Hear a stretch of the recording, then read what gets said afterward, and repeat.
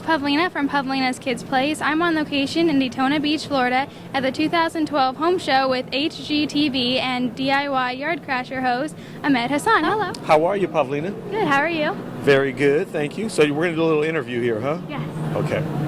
Now, do you want to warn me as to what kind of questions we're going to ask so that I can prepare myself, or are we just going to go for it? We can just go for it. All right, let's do it. Okay. So, what motivated you and got you interested when you were a kid? Wow. You know, I was thinking about it this morning. Now, today's Sunday, but typically on like a Saturday morning when I was a kid, the most exciting thing for me was to wake up, get dressed, and take my little Hot Wheel cars and whatever tools I could find and go down to the sandbox and go play in the sand. And it was less about the Hot Wheels and it was more about creating these little landscapes in the sand over there, being the first one to do it so I could create my own little masterpiece there for my cars and so I could play outside. And if you look at it today, I'm still pretty much playing out there in the dirt. I'm not in the sand necessarily unless I'm here in Florida, but it's still what I enjoy doing, just sort of being creative and visualizing and then creating with my hands. Nice. Okay, good. So kids have all kinds of obstacles growing up. What obstacles did you have growing up and how did you deal with them? Wow. I think my biggest obstacle growing up was that there was no excess. We didn't have any extras. I didn't have a bunch of toys to play with. I was really left to my own creative devices. And in hindsight, I don't look at it as an obstacle, but it seemed like I didn't have certain things. I didn't have certain things available to me. So while I look at them as obstacles, like I said, in hindsight, I look at them as they aided me in my own creative process.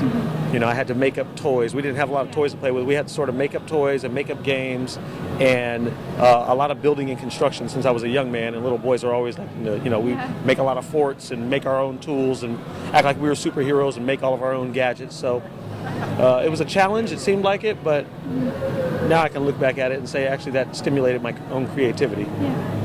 Nice, okay. So, what one person or job sort of got you discovered? What one person or job got me discovered? I don't know that it was one.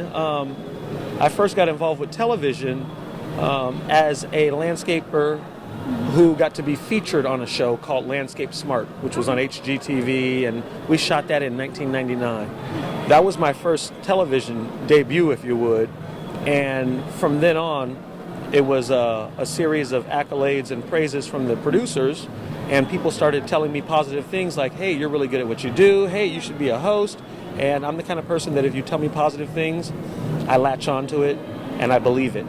And if you tell me negative things about myself, I kind of just let it go by the wayside. I listen to it, but I don't hold on to it as much as I do the positive comments that people give me. That's good, okay.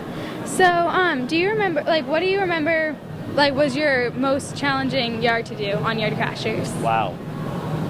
I think the most challenging one we had done, there was I forget exactly what we called it, because the shows are always titled later. You know, when we do them, I know what stands out to me, but we put in a big soccer field, and we had this, it was this barbecue pit that had a little waterfall at the back of it, and we put up a shade pergola. At the time, that was the largest yard that we had tried to do in 2 days. I mean, the yard was like 90 by 100. And while that's not a huge amount of space, it is a huge amount of space to go in and do the demolition and do a complete construction and landscape installation in a matter of 2 days, and that's exactly what we did. So up until that point, that was sort of like, that was the biggest one for me. And then since then, we've done smaller projects, yet they're more intricate.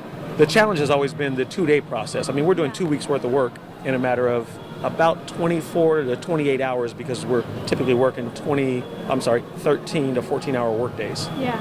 So bigger yards are a lot harder than the smaller yards? Well, absolutely, because even with the bigger yards, the producers are always saying, hey, we got to do small projects. Yeah.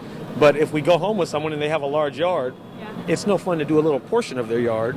So my thinking is always, create a bunch of substance in one area and then sort of spread it all around through the entire yard so that we can impact the homeowner and they're really excited on TV and it really makes for a great show. Good, okay. So do the people pay for their yard or is it free? That's the question everyone wants to know. You don't pay for your yard on Yard Crashers. What you have to do is you have to sign a release saying that you're going to pay the taxes for what we're adding to your property, because here in the United States of America, Uncle Sam will always get his. Yeah. Okay, so Florida is different. What would you tell Floridians about yard design that might surprise them? Hello, you guys live and you try and work in sand. Sand doesn't hold on to any water. So a lot of compost, a lot of soil amendments to help be able to hold on to some of that water will allow you to grow your plants that much easier. Otherwise, you need to stick to the plants that are native and naturalized to this area, and that may or may not give you what you're wanting. We all sort of what we want, but the plants that don't grow here are considered exotics because they're from someplace else. And in order to give them that environment, in Florida, you have to do a lot of soil work to make sure you can just hold on to the water because most plants require quite a bit of water. Okay, well, thank you so much for talking to me. My pleasure. Thanks, Pavlina.